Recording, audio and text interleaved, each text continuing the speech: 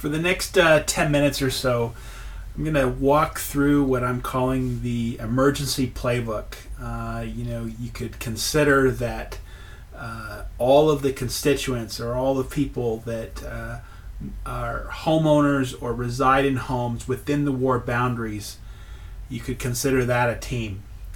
And in the event of a catastrophic event, every person, every homeowner, or every person within the ward boundaries will have some job to do or some role to play.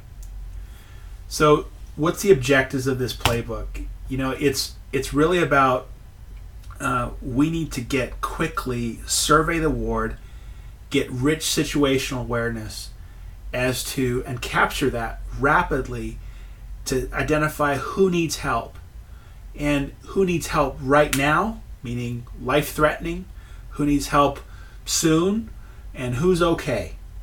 And be able to get that information rapidly, survey all the homes in the ward and within the ward boundaries, and rapidly get that information and get that to a command center.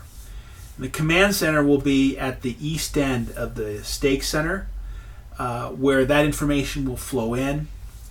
And then in turn, the objective is the emergency preparedness coordinator, or in this case you could consider them the temporary quarterback in this wave one, right, immediately following an event, is really responsible for triaging care, supporting those efforts, and really the expectation is that trained emergency responders will arrive very soon after the event, and all we will do is basically, as emergency responder or preparedness coordinator, my responsibility will be to deliver that information to the emergency responders and allow them to act according to their judgment, with as an input the information that we've gathered for the ward. So what does the team look like? As I mentioned, everybody within the ward boundaries has a role to play. And it starts with the homeowners. Homeowners in a catastrophic event have the responsibility to report, if they're able, to report whether or not they need help. And we'll walk through how that's done in a moment. The ward boundaries, then, we've divided it up into 6 zones or blocks. And within those block areas, we will designate 2 block captains. And the role of those block captains is to rapidly survey their zone for those people who need immediate help and so forth, and then rapidly get that information as fast as possible to the command center and deliver that to the emergency preparedness coordinator. So in wave 1, right after the event, the emergency preparedness coordinator, really the role is to basically coordinate and gather the information, get it ready to deliver to the emergency responders. Well, what happens if the emergency responders don't arrive? In that case, emergency preparedness coordinator will work with leadership and will triage and coordinate the care as best they can until emergency responders arrive. The trained emergency responders, they are ultimately in charge and will be responsible for dispersing care and so forth. So just again to summarize, at the bottom, right, at the base of this, we've got block captains, and they need to go out and survey each home within their assigned block, mark it off who needs help, and get that to the command center. The emergency preparedness coordinator, in this case myself, Ammon Cookson, at this point, I gather that information and triage and basically deliver that information to the trained emergency responder group. And the emergency responders then in turn are really responsible for triaging the care based on their professional expertise. What happens after wave 1, meaning we've taken care of all the people that need immediate life-threatening help, either there's a condition on their property that puts them in danger, or there's actual physical injuries. Wave 2 will probably be around cleaning up trees, maybe fixing plumbing, things that maybe could wait and weren't necessarily life-threatening. In that case, the command center will coordinate and work closely with the block captains to coordinate care or fixing work crews in their assigned blocks. So homeowners immediately post an event. So we get a big earthquake. We're going to deliver or give each homeowner within the ward a set of flags or bandanas of some sort, something that is ribbons that are easily assigned or attached to either the front door or some other visible place from the street.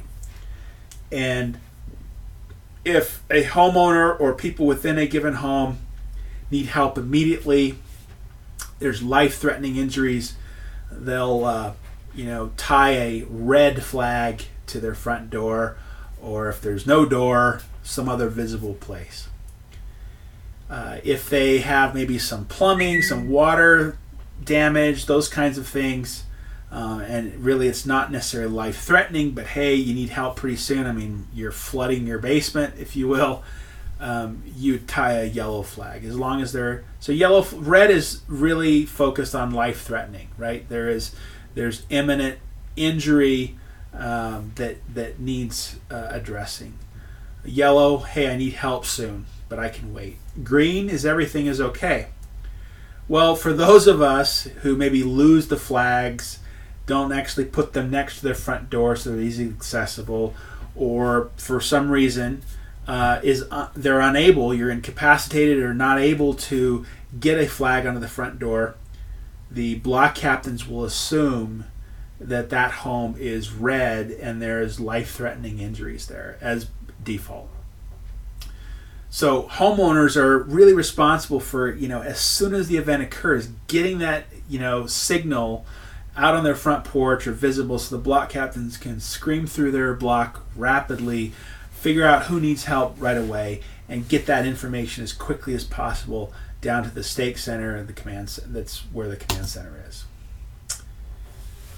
So the blocks were divided up into 6 blocks. These are the zones or areas, and each zone will have 2 block captains assigned to them. We will later, once these block captains are assigned and agree to this role, we will publish those people's names for each given zone. So what happens? What's the playbook? Boom, and the event occurs. A gas leak, an earthquake, a flood, whatever it is. Again, to summarize, block captains mobilize.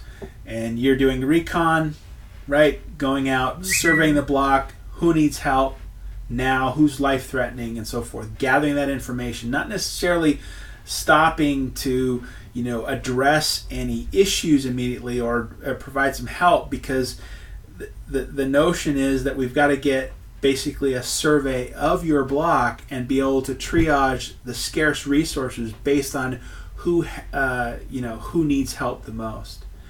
So those block captains survey, they quickly get the information down to the command center, and the command center leadership will then in turn coordinate with trained emergency responders to triage and dispatch help. So hopefully nothing like this ever occurs, but in the case that it does, we have a playbook that we can follow, and the team, all of us that make up the ward or within the ward boundaries, each have a role to play, and we're able to rapidly identify who needs help and be able to respond accordingly. So any questions that you have or feedback, again, this is a draft. Please send me an email, reach out to me, and I can be reached at an email address or via cell phone. So thank you very much for your time, and we'll end now.